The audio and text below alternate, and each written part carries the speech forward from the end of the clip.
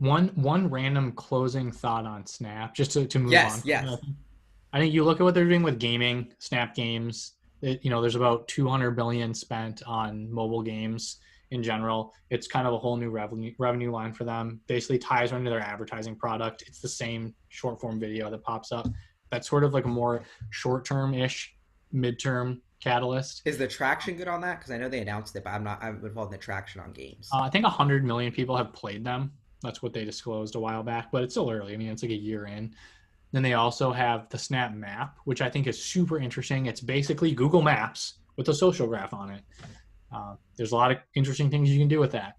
I think analysts have said Google Maps is a $5 billion a year revenue opportunity for Google. They're probably going to use it to launch their ride hailing product on. You can kind of think there's a lot Snap can do with this map that's tied to your friends, that no one else has that same product and that kind of buy-in. Oh, and the Um, news, like Snap Maps, like I've used it a couple times actually. Actually, the most value I've ever got on Snap, the app, is when I go some crazy shit's happening and I'm like, oh my God, I'm gonna you pull up go look Snap at and it. like zoom in on the map and watch the stories and you like that, right? That's a really cool Yeah. feature. And so you think about, you can probably monetize it with ads, just in, like, map based impressions. You can probably, that's probably the easiest way to do it. You can probably monetize with transactions like a McDonald's on the map. Like you can order through Uber Eats and Snap gets a cut or something like that. But you also think about the messaging side of the screen. No one's been able to figure out really how to monetize messaging. Snap kind of has with sponsored lenses. So I'll do a Taco Bell crazy lens. I send it to a friend. Technically made money from messaging, but not necessarily viewing it. But on the map, you can message your friends and you can see them. So if you can slowly over time shift people from thinking about their default messaging screen is just the bars with people's names, switch it to I'm looking at a map. So I see where all my friends are around the city.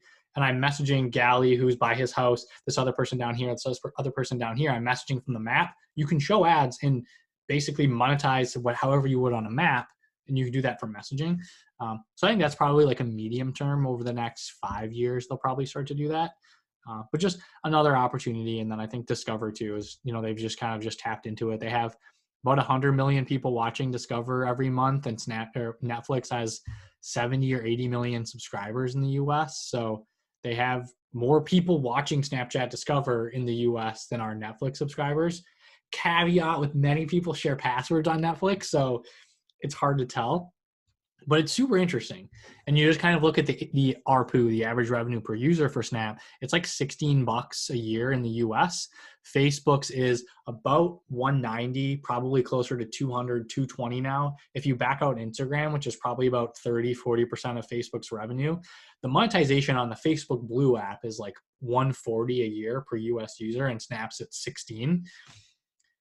Does Snap get to 140 ARPU in the US? Probably not. But does it get to 100? Yeah, probably. They basically clone Snapchat or Facebook's ad product, so you can probably 5 or 6x Snap's revenue based on where they're at right now. Dude, they could get to 50. This is a home run from a financial standpoint. Like, Oh yeah, you know what I mean? Not even 100. Like, because the way we've seen the financial model turn, they're really yeah, close to just pumping out cash flow. And it's so interesting that TikTok is like this laser focused, consumer app, and Snap, the way you're describing it to me is almost like, 12 startups in one, this Tesla analogy yep, you're using. They have a exactly. lot of little seeds. It's a much more bigger, more encompassing ecosystem.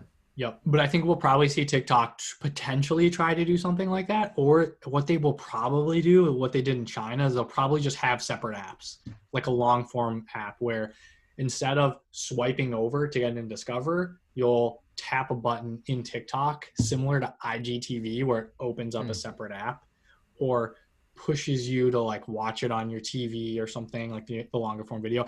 That's probably the direction they'll go. Um, but anyways, yeah, I mean, Snap's basically building an operating system for whatever the next level of computing looks like, whether it's a Snap phone or it's glasses or whatever it is. Like they're working on it. So